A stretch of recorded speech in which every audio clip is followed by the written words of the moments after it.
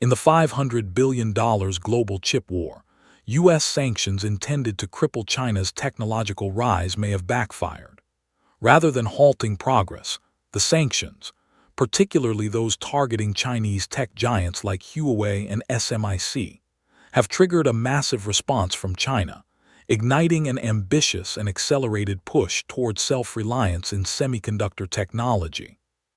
Instead of succumbing to external pressure, China has doubled down on its efforts to create a robust and independent tech ecosystem, aiming to reduce its dependency on Western technologies. Since the sanctions were imposed, China has invested aggressively in domestic chip manufacturing and research. In 2019, China already played a dominant role in the global silicon market, accounting for 60–65%, mainly driven by demand in the solar energy sector. Companies like Huawei and GCL became global leaders in producing polysilicon, a raw material used in solar panels. However, the type of silicon used in semiconductors requires far higher purity levels, an area traditionally dominated by Western firms such as Japan's Shin-Etsu and Germany's Wacker. Despite this, China has made notable advancements in refining its processes to approach the high standards required for semiconductor-grade silicon. One of the most significant breakthroughs has been SMIC's development of 7nm chip technology, though the yields still fall short of international standards. Nevertheless, this milestone reflects substantial progress and underscores China's determination to close the gap. Meanwhile, China's consumption of semiconductors now accounts for 50–60% of global demand. To meet this massive domestic need and reduce foreign dependency, the Chinese government has poured over $100 billion into its semiconductor sector since 2014, with the state-backed Big Fund contributing a major share. In 2023 alone, the fund injected an additional $47.5 billion, strengthening not only manufacturing capacity, but also research and development. This strategic pivot represents more than just a survival mechanism. It signals a shift in global power dynamics. Rather than stalling China's growth, U.S. sanctions have inadvertently accelerated its evolution into a serious contender in the global chip industry. The early signs suggest that China is not merely catching up. It is repositioning itself as a future leader in semiconductor innovation. Despite facing sanctions and restrictions from the U.S. and its allies, China has rapidly strengthened its domestic semiconductor industry, becoming the world's largest consumer of chips and a growing producer as well. Currently, China accounts for approximately 50–60% of global semiconductor demand. To match this overwhelming consumption, China has been increasing its chip production capacity with heavy support from the government, particularly through the state-funded Big Fund.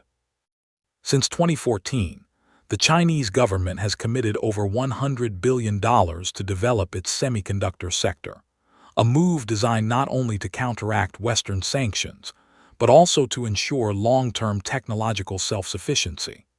In 2023, the Big Fund alone invested an additional $47.5 billion to support domestic chip production and research initiatives. These investments span the entire chip ecosystem, from raw materials and foundries to R&D and workforce training, creating a comprehensive infrastructure aimed at reducing foreign dependency. Although China has not yet mastered the most advanced chip manufacturing technologies, particularly for chips smaller than 7 nanometers, it has achieved rapid growth in producing other types of semiconductors, including those used in power management, sensors, and memory. This progress makes China a formidable competitor in segments of the chip market that are essential for everyday electronics and industrial applications. SMIC, China's leading semiconductor foundry, has already made notable progress in producing 7nm chips using deep ultraviolet (DUV) lithography, despite not having access to the more advanced extreme ultraviolet (EUV) machines due to export bans. The implications are far-reaching. Major U.S. tech companies like Intel and Apple are beginning to feel the ripple effects of China's strategic shift. As China gains more control over its supply chains and limits Western companies' access to its vast market, global supply chains are experiencing disruption. Shortages of critical components and rising production costs are becoming a major concern. These challenges are particularly painful for smaller businesses that rely on affordable and consistent semiconductor supply, many of which now face production delays, rising costs, and even layoffs. The U.S., in turn, is being forced to reconsider its domestic manufacturing strategies. To compete, it has passed the CHIPS Act, which earmarks $52 billion to restore semiconductor manufacturing on U.S. soil. However, rebuilding this infrastructure takes time, and in the short term, the imbalance has led to higher consumer prices and economic uncertainty. Ultimately, instead of crippling China, sanctions have energized its resolve. Through strategic investments, policy shifts, and sheer scale, China is not only surviving the chip war, it's beginning to thrive in it. As the chip war between the U.S. and China intensifies, other countries are beginning to reshape their roles in the global tech landscape. Nations such as South Korea, Japan, Taiwan, and even India are seizing a rare opportunity to assert their strategic positions, as both superpowers seek to diversify supply chains and secure advanced semiconductor technologies beyond each other's direct spheres of influence. One of the brightest focal points is Taiwan, home to TSMC, the world's leading chip manufacturer. With its cutting-edge technology, especially in producing 3nm and 5nm chips, TSMC has become a highly coveted asset. The U.S. has lobbied for TSMC to establish a factory in Arizona to bolster domestic chip production, while China has long aimed to attract talent and know-how from the island. However, Taiwan's geopolitically sensitive position makes it both a strategic asset and a potential flashpoint in this high-stakes technological rivalry. South Korea and Japan are also ramping up investments in the semiconductor industry, not only to protect their economic interests, but also to secure a stable role in global supply chains. South Korean giants like Samsung and SK Hynix remain key players in memory chips, while Japan, once the leader of the semiconductor world in the 1980s, is now reviving its industry through government incentives, technology partnerships with the U.S., and new fab constructions. Notably, Japan has entered into joint development programs with the U.S. to advance next-generation chip technologies and reduce reliance on China. India, although a newcomer in the chip race, is emerging as a promising contender. With its young population, abundant engineering talent, cost advantages, and proactive government policies, India is attracting growing interest from global tech giants such as Foxconn, Micron, and AMD. The Indian government has launched multi-billion-dollar incentive schemes to establish domestic chip fabs and support R&D if managed well. India could evolve into a key semiconductor hub in the Asian region. However, the rise of these new semiconductor powerhouses also contributes to the fragmentation of global supply chains. As countries pursue self-reliance and national security in tech, the global chip ecosystem faces a trend of decoupling. This shift may lead to higher production costs and reduced efficiency due to a breakdown in global specialization and interdependence. While the U.S. and China continue their tech standoff, the rest of the world is adjusting its strategies, not only to shield their economies, but to capitalize on the opportunity to reshape their place in a rapidly polarizing global tech order. The escalating U.S.-China chip war has profound implications not only for the technology sector, but also for the global economy, innovation pathways, and long-term geopolitical stability. The tech decoupling between the two largest economies is beginning to create a bifurcated world of standards, regulations, and supply chains, posing complex challenges for multinational companies and international cooperation. At the heart of the issue lies the disruption of global supply chains. Semiconductors are not produced in a single country. They require intricate, interdependent processes involving raw materials, specialized equipment, design, fabrication, packaging, and testing across multiple nations. The U.S. holds a dominant position in design software and chip architecture via firms like Intel, NVIDIA, and AMD, while East Asia, particularly Taiwan and South Korea, leads in manufacturing, and the Netherlands and Japan supply crucial lithography and materials. When one link in this global chain is broken or restricted, such as the U.S. limiting ASML's export of EUV machines to China, it reverberates throughout the entire industry, causing delays, shortages, and increased costs. Innovation is also at risk. A divided technological ecosystem, where Chinese firms operate under different standards and supply sources than their Western counterparts, may stifle collaborative innovation. Historically, breakthroughs in technology have often resulted from global partnerships, open research, and knowledge sharing. The increasing barriers, such as restrictions on academic exchanges, joint R&D projects, and cross-border investment, could slow the pace of innovation, especially in fields like AI, quantum computing, and advanced chip design. Moreover, emerging markets and smaller nations are feeling the pressure to pick sides or navigate a delicate balancing act. Many countries rely on Chinese infrastructure investments, but also benefit from Western technology partnerships.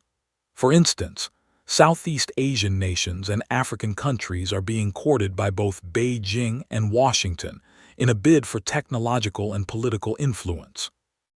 This polarization risks turning technological development into a zero-sum game, with economic progress becoming secondary to geopolitical competition.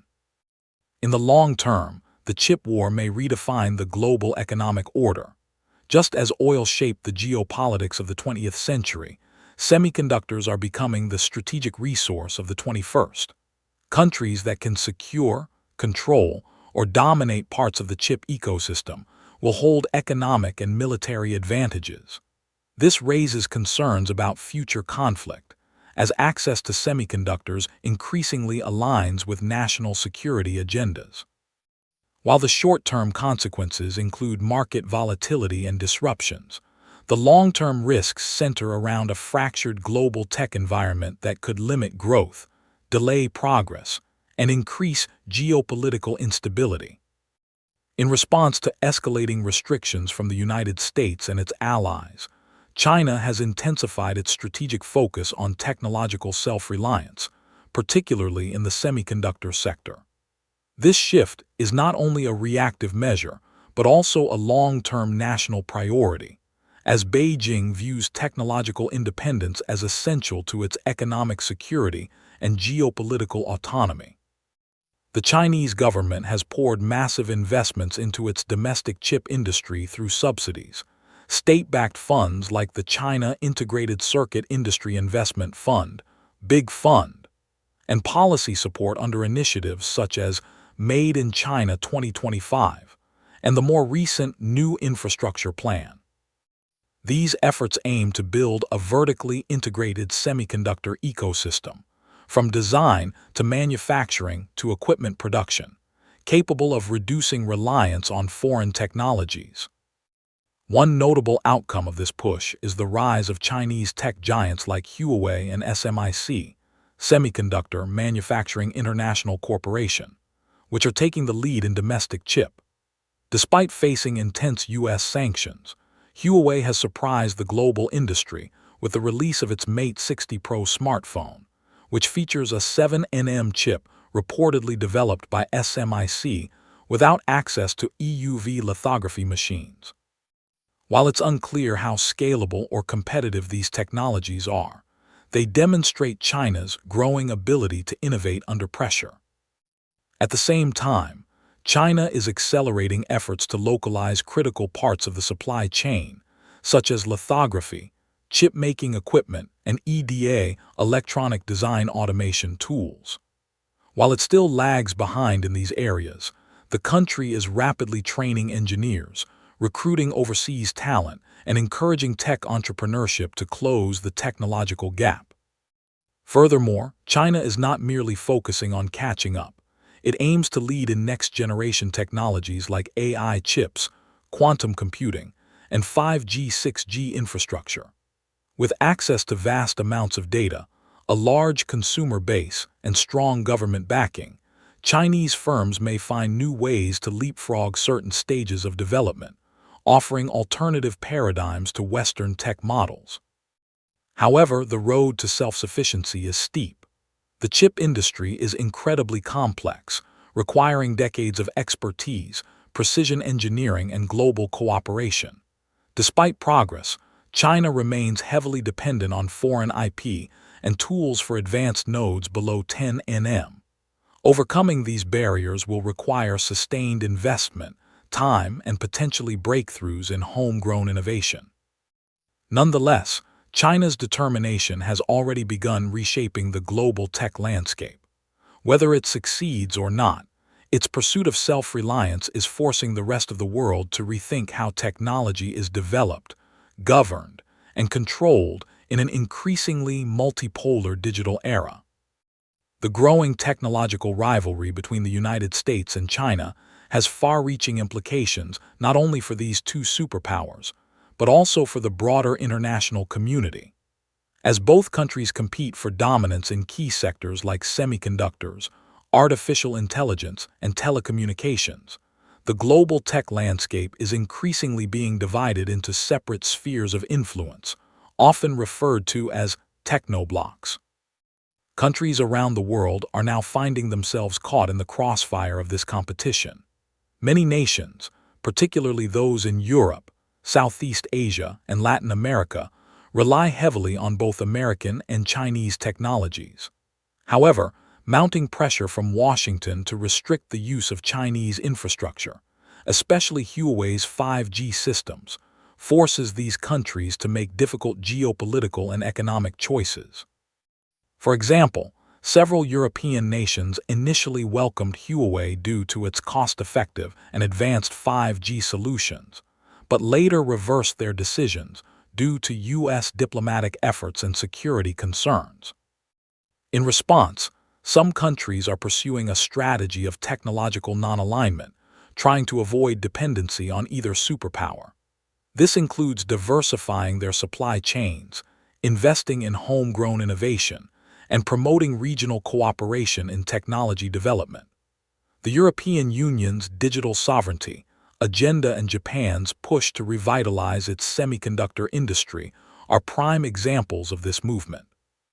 Moreover, multinational corporations are adapting to this fragmented environment by engaging in friendshoring or nearshoring, shifting parts of their production from China to politically aligned or geographically closer countries. Tech giants like Apple, for instance, have moved segments of their assembly operations to Vietnam and India, while semiconductor manufacturers are expanding production in the US, Japan, and Europe to mitigate geopolitical risks. This bifurcation of the tech world also raises concerns about global innovation efficiency. The traditional model of open global collaboration in science and technology is under strain as export controls, visa restrictions, and national security concerns disrupt the international flow of talent, capital, and ideas. There is a real risk that the duplication of efforts and the fragmentation of standards will lead to inefficiencies and reduced innovation on a global scale. Finally, developing countries may be disproportionately affected by the US-China tech war. With limited leverage and resources, they often face pressure to pick sides, which could hinder their access to affordable technologies and stifle their digital development. As a result, the current competition could deepen global inequalities and entrench technological divides. In essence, the US-China tech rivalry is not just about chips or smartphones. It is reshaping the rules of global engagement, influencing alliances, and defining the contours of a new digital geopolitical order. The intensifying U.S.-China strategic competition is fundamentally reshaping the global geopolitical landscape, with far-reaching consequences for international governance, economic structures, and regional alignments. This rivalry is not limited to isolated flashpoints like the Taiwan Strait or the South China Sea, but is playing out across multiple domains: military, economic, technological, ideological, and diplomatic. At the core of this transformation is a contest for leadership and legitimacy in the international order. The United States seeks to preserve its long-standing position as the architect and guarantor of a liberal, rules-based global system, while China aspires to reshape that order to better reflect its interests, values, and governance model. Beijing's promotion of initiatives such as the Belt and Road Initiative, BRI, the Global Development Initiative, GDI, and the Global Security Initiative, GSI, reflects its ambition to offer an alternative to Western-led frameworks, especially in the Global South. This strategic rivalry is polarizing the world, as countries face growing pressure to align with one bloc or the other. For some, such as U.S. treaty allies like Japan, South Korea, and Australia, alignment is relatively clear-cut. Others, especially emerging powers like India, Brazil, Indonesia, and South Africa, are adopting hedging strategies, seeking to benefit from both sides while avoiding full commitment to either. This is giving rise to a multipolar dynamic in which middle powers gain increased influence, but also face complex diplomatic balancing acts. Moreover, the competition is accelerating the militarization of key regions, particularly the Indo-Pacific. Both the U.S. and China are increasing their defense spending, expanding their military presence, and enhancing their partnerships with regional actors. The establishment of the AUKUS alliance and the revitalization of the Quad are responses to concerns about China's assertiveness, while China is simultaneously strengthening its ties with countries like Russia, Iran, and several Southeast Asian nations to counterbalance U.S. influence. At the same time, global institutions are under strain.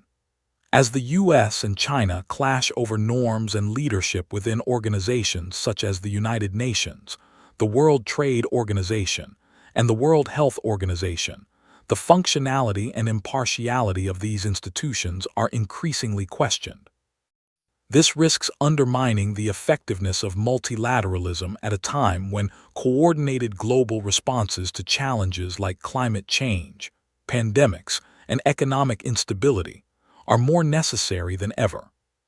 Finally, ideological competition is re-emerging as a defining feature of international relations. The U.S. emphasizes democracy, transparency, and human rights as core values of global governance, while China advocates for non-interference, development-focused cooperation, and political stability over liberal democratic norms. This clash of visions is shaping foreign aid strategies, diplomatic narratives, and the global discourse on governance models. In summary, the U.S.-China rivalry is not merely a bilateral standoff. It is the driving force behind a broader reconfiguration of global power. As the world moves further into this era of strategic competition, the choices that states make will shape the emerging international order for decades to come. The intensifying competition among global powers is profoundly influencing the strategic environment in Southeast Asia, a region of growing geopolitical significance due to its geographic location, economic potential, and strategic sea lanes. Situated at the crossroads of the Indian and Pacific Oceans, Southeast Asia has become a focal point for the broader power rivalry, particularly between the United States and China, as well as other actors such as Japan, India, Australia, and the European Union. As strategic competition deepens, Southeast Asian countries find themselves navigating a complex and often delicate balancing act. On one hand, China is the region's largest trading partner and a significant source of infrastructure investment, particularly through initiatives like the Belt and Road Initiative, BRI. On the other hand, the United States and its allies provide critical security guarantees, investment in technology, and institutional support for democratic governance and rule of law. This dynamic creates both opportunities and vulnerabilities. Countries like Vietnam, Indonesia, and the Philippines seek to maximize their strategic autonomy by engaging all major powers, while avoiding excessive dependence on any one actor. This results in a foreign policy characterized by strategic hedging, multilateralism, and flexible alignments, exemplified by the strong emphasis on ASEAN's centrality in regional security and economic frameworks. However, the growing militarization of the South China Sea, increasing incidents involving maritime law enforcement and fishing fleets, and the potential for miscalculation or conflict have raised concerns about regional stability. Moreover, the pressure to choose sides, either explicitly or implicitly, is mounting as great powers attempt to draw Southeast Asian countries into broader coalitions or initiatives that support their strategic interests. Additionally, non-traditional security issues are being reshaped by this strategic competition. Issues such as climate change, cybersecurity, supply chain resilience, and pandemic preparedness are increasingly tied to geopolitical calculations. For instance, decisions around digital infrastructure, such as 5G deployment, have become entangled with national security concerns and strategic partnerships. Despite these pressures, Southeast Asia has demonstrated remarkable resilience and agency. ASEAN remains a key platform for promoting dialogue, conflict avoidance, and regional integration, though its effectiveness is sometimes constrained by internal divisions and the principle of non-interference. Countries are also increasingly engaging in minilateral cooperation, such as trilateral security dialogues, defense partnerships, and regional trade agreements like RCEP and CPTPP, to diversify their strategic options. In conclusion, Southeast Asia is not merely a passive arena in the global power contest. It is an active player shaping and responding to the evolving regional order. The way in which Southeast Asian states manage their strategic choices will have a profound impact on the future of regional peace, prosperity, and balance of power. The digital transformation and the rise of the digital economy have emerged as defining features of the 21st century global landscape, and Southeast Asia is no exception. In fact, the region has become one of the fastest-growing digital economies in the world, driven by a young, tech-savvy population, rapid urbanization, increasing internet penetration, and a vibrant startup ecosystem. The COVID-19 pandemic further accelerated this digital shift, fundamentally changing the way people work, communicate, and consume goods and services. Southeast Asian governments have recognized the importance of digital transformation as a core driver of economic growth and resilience. Countries like Singapore, Malaysia, Vietnam, and Indonesia have rolled out national digital strategies that focus on expanding digital infrastructure, developing e-government services, fostering innovation, and building digital skills for the future workforce. These efforts are crucial for enhancing productivity, improving public service delivery, and integrating more citizens into the formal economy. The e-commerce sector is a clear example of this digital surge. Platforms such as Shopee, Tokopedia, and Lazada have experienced exponential growth, transforming consumer habits and creating new opportunities for small and medium-sized enterprises, SMEs. At the same time, digital finance, including e-wallets, mobile banking, and fintech services, is playing a vital role in advancing financial inclusion, especially for underserved communities in rural or remote areas. However, the region's digital boom also presents significant challenges and disparities. There are notable gaps in infrastructure, digital literacy, and access to technology between urban and rural areas, as well as among different income groups. Without targeted policy interventions, the digital divide could exacerbate existing socioeconomic inequalities. Moreover, issues such as data privacy, cybersecurity threats, misinformation, and the ethical use of artificial intelligence, AI, are becoming increasingly urgent concerns for governments and societies alike. Another layer of complexity is added by the geopolitical dimension of digital transformation. Decisions about 5G infrastructure, cloud computing, and data governance are now tightly linked to global power dynamics and national security considerations. Countries in Southeast Asia must navigate these choices carefully, balancing economic benefits with strategic risks while maintaining digital sovereignty. Furthermore, regional cooperation on digital issues is gaining momentum. ASEAN has taken steps toward developing a cohesive digital agenda, including initiatives like the ASEAN Digital Masterplan 2025, which aims to promote cross-border digital trade, harmonize regulations, and foster an inclusive digital ecosystem across member states. Such efforts are essential for creating a competitive and secure digital economy that benefits all stakeholders. In summary, the digital transformation in Southeast Asia holds immense promise, but also requires deliberate and coordinated action to ensure that growth is inclusive, secure, and sustainable. The region's ability to harness the power of digital innovation while addressing its accompanying risks will play a critical role in shaping its future trajectory in the global economy. Climate change and environmental sustainability have become increasingly urgent issues for Southeast Asia, a region particularly vulnerable to the impacts of global warming. Rising sea levels, extreme weather events, deforestation, loss of biodiversity, and air and water pollution are not only environmental challenges. They also threaten the region's economic growth, social stability, and the health and well-being of its people. Many countries in Southeast Asia are already experiencing the tangible effects of climate change.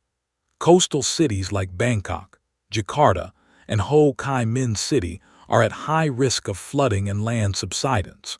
The region's agricultural systems, which support a large portion of the population, are highly sensitive to changes in rainfall and temperature. Moreover, the increasing frequency and severity of natural disasters, such as typhoons, droughts, and wildfires, pose a significant threat to livelihoods, infrastructure, and food security. Despite contributing relatively little to global greenhouse gas emissions historically, Southeast Asian countries are now under pressure to rethink their development models and embrace more sustainable pathways. This includes transitioning to renewable energy sources, improving energy efficiency, and adopting low-carbon technologies across sectors. Encouragingly, investments in solar, wind, and hydroelectric power have increased across the region, particularly in Vietnam, the Philippines, and Thailand.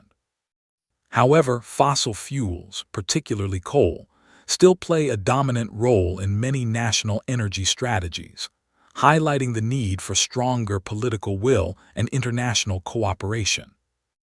Environmental degradation is also a key concern.